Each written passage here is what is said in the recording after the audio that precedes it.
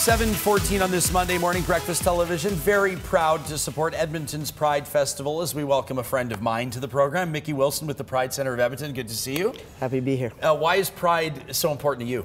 Well, you know, Pride gives people an opportunity once a year to kind of come out and be authentic, be who they are, celebrate with no worries, you know. Now, I know when you say come out, you're talking about people come out to the festivities, come out and join each other, but when it comes to coming out, this might be the time of year where some of those that are still, let's say, living, as we say, in the closet, might feel prompted, might finally be able to muster up the courage to come out and tell their family and their friends that they're gay. This is something that you did very early on in life. Yeah, I mean, it is a time sometimes when people, that solidarity calls them and they tell their parents or their friends. For me, it was, rumors had been going around town that I might be gay, and my father asked me if I was queer. That was not a positive word back then. Now, you were just 14 years old at the time. I was, and I said no, no, no, no, no, and a couple... Did you know you were at that time? Oh, yeah. Yes, absolutely.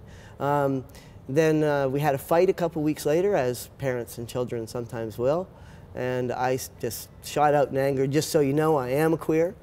And my father walked me to the back door and let me put on my shoes and push me out the door. No queer living under my roof, yeah. Tell us about your next 4 years. The next 4 years I lived on the streets of Toronto and did what most people, youth, do on the streets in Toronto. I became an addict, I engaged in prostitution, and survived. Now, Mickey, I know for some families, this is a non-issue. Some children will come out and say, I'm gay, and their mother and father will say, we've known for years, and we love you. And for others, situations like this, on the opposite side of the spectrum, this can be one of the most devastating things that can happen to a family unit. For those that are maybe right now thinking about coming out, whether it's a child, somebody at the age of 11 or 12 or 13, or maybe somebody that's in their 40s or 50s, what does somebody need to know as they're deciding whether or not they're ready to take this step?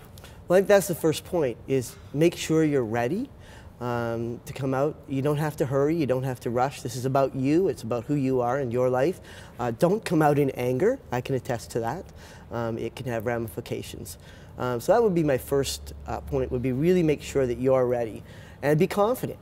I mean, this is about who you are. And if you're sure and you know, then just go forward. People are more likely to accept you when you're confident.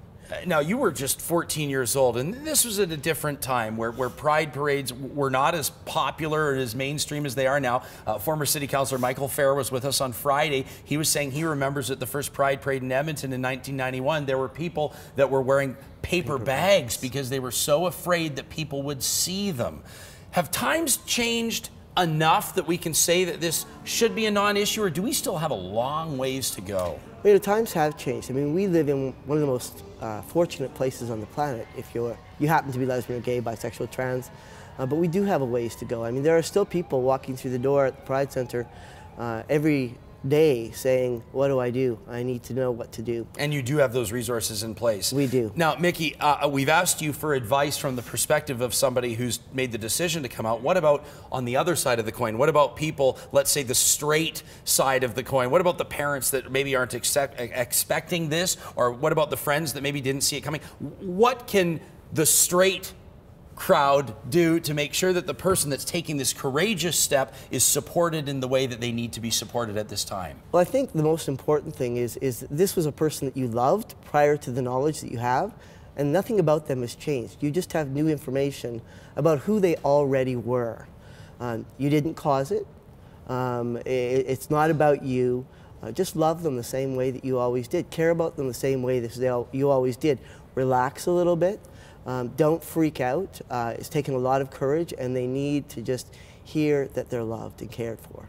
There you have it. It's a wonderful message. It seems to apply to a lot of things in life, isn't it? It love, does. love, love, and pride. This week, BT will continue to show our support for the Edmonton Pride Festival. You can find more about what Mickey and his excellent team does at the Pride Center of Edmonton by checking out the inside BT link at breakfasttelevision.ca. Edmonton's Pride Festival runs from now until June 16th. Mickey, thanks for telling your story. It's amazing to see you where you are. Let's take a look here. These are the family members that have shown you love and support through the years. These are the people that have embraced you and made you feel like exactly what you talked about. Love, right? That's right. Who are these people, Mickey? On the top left is my brother, and I haven't seen these people for 30 years. I love this. You just reconnected with them. I reconnected with them in December. My niece, who's on the bottom right, has been looking for me since she was 16 and never gave up, even though other family members told her I was dead. This is such a wonderful story. These are the people that the world needs more of. Breakfast Television back,